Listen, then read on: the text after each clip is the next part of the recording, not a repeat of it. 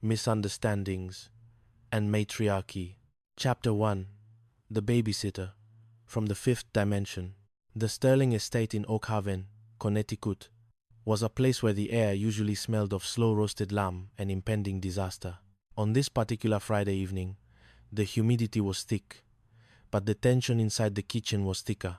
Artie Sterling, a man whose voice could be heard 3 zip codes away, was currently engaged in his favorite pastime, criticizing a restaurant he had never visited. Sardines with raspberries? Artie roared, gesturing with a heavy-duty meat cleaver he used to slice everything from brisket to apples. Martha, if I pay more than $20 for a meal, I expect the food to have been cooked by a human, not a confused forest animal. Martha, his wife, and the only person capable of silencing him with a single raised eyebrow, sighed. She was busy folding laundry while simultaneously checking the oven. It's called fusion cuisine, Artie, and we've had this reservation for 3 months. It's for Lily and Simon's anniversary. I don't care if it's for the coronation of a king, Artie grumbled. Simon only likes that place because he thinks it makes him look sophisticated. The boy is afraid of a steak that isn't medium well. He's a disgrace to the Sterling name. The doorbell rang, signaling the arrival of the sophisticated disgrace himself. Simon, along with Lily. They looked exhausted, which was the permanent state of anyone related to Artie Sterling. We have a problem, Lily announced, dropping her purse on the counter. The regular babysitter for Leo has the flu. Dennis and Alice are panicking. They haven't had a date night since the baby was born. And Alice is starting to talk to the houseplants. Let Artie do it, Martha suggested, with a mischievous glint in her eye. Artie froze. I am a retired butcher, Martha.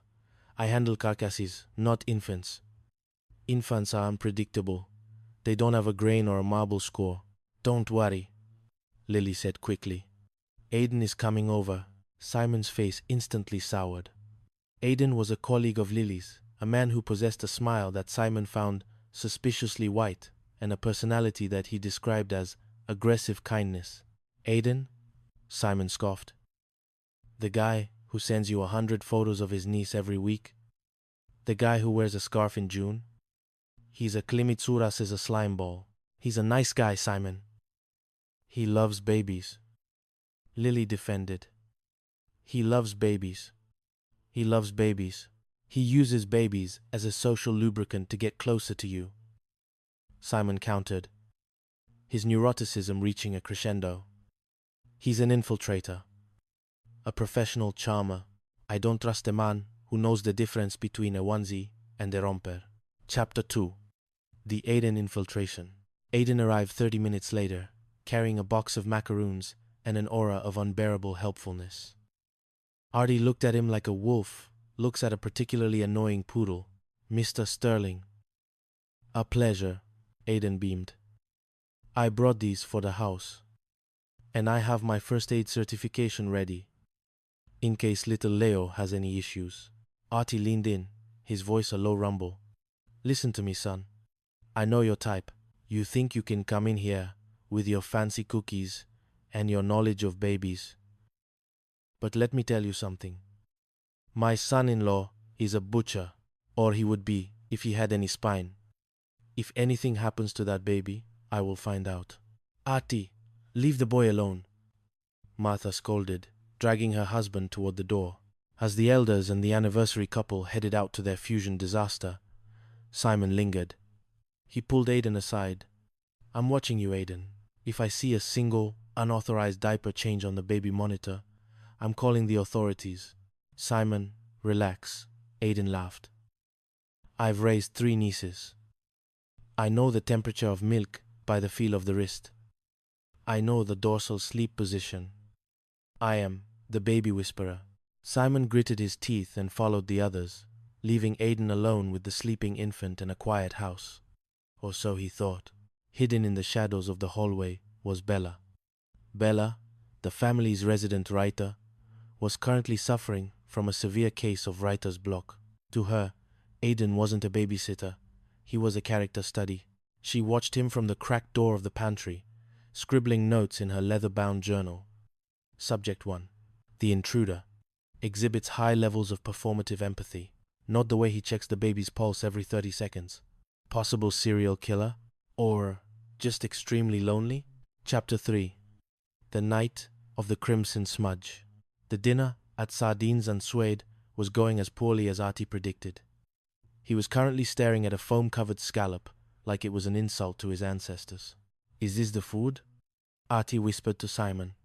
"Or did the chef just sneeze on the plate?" "It's a reduction, Artie," Simon sighed. Suddenly, Lily's phone buzzed.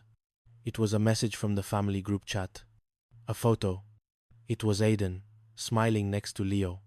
But there was a red smudge on the baby's forehead. The table went silent. "He's killed him," Simon whispered, his eyes wide. "The Klimitsuras has struck." "It's a scratch!" Dennis cried, Alice nearly fainting into her gluten-free salad. "My baby is scarred. I knew we shouldn't have left him with a man who uses Pinterest." The entire Sterling clan abandoned their foam-covered scallops and raced back to Oakhaven in a 3-car convoy that broke several local land speed records. They burst into the house like a SWAT team. Artie led the charge, holding a baguette like a club. "Where is he?" Artie bellowed. They found Aiden in the living room, looking terrified. "Wait! It's not what it looks like." Bella emerged from the kitchen, eating a slice of ham.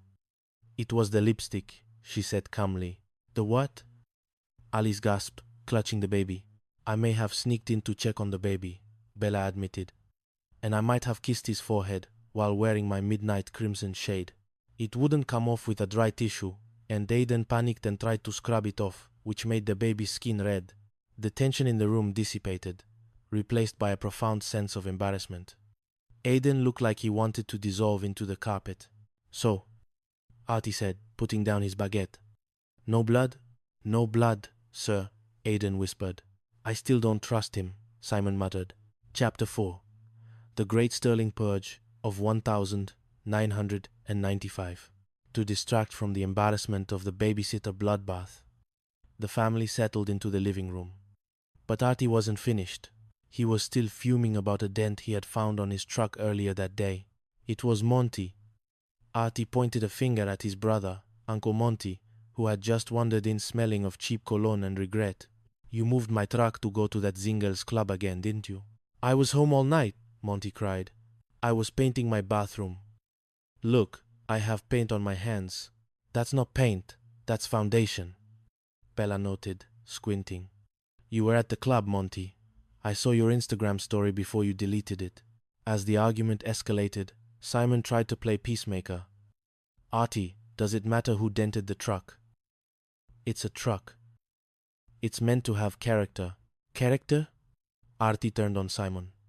This from the man who hid the fact that he failed his driving test 3 times in 1995?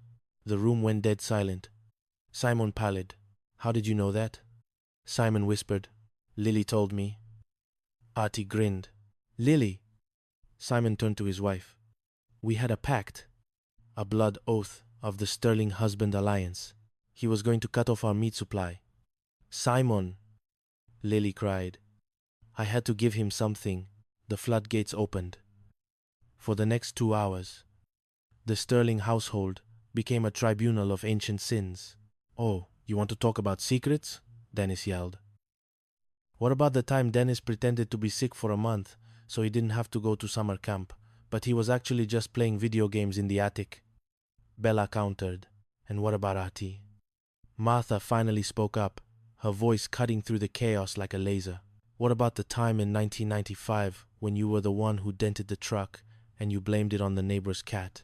You told everyone the cat had unnatural strength." Artie looked down at his shoes. "It was a very large cat, Martha." Chapter 5. Martha's Manifesto. The following Monday, the house felt strangely empty. The children had retreated to their respective homes to lick their wounds from the great secret purge. Martha sat at the kitchen table, staring at a mountain of dishes. For 40 years, she had been the manager of the Sterling chaos. She had cooked 10,000 meals, folded 1,000,000 shirts, and mediated 500 family wars. "Artie," she said as her husband walked in, scratching his belly. "I'm getting a job." Artie laughed so hard he nearly choked on his coffee. "A job? Martha, you have a job. You're the CEO of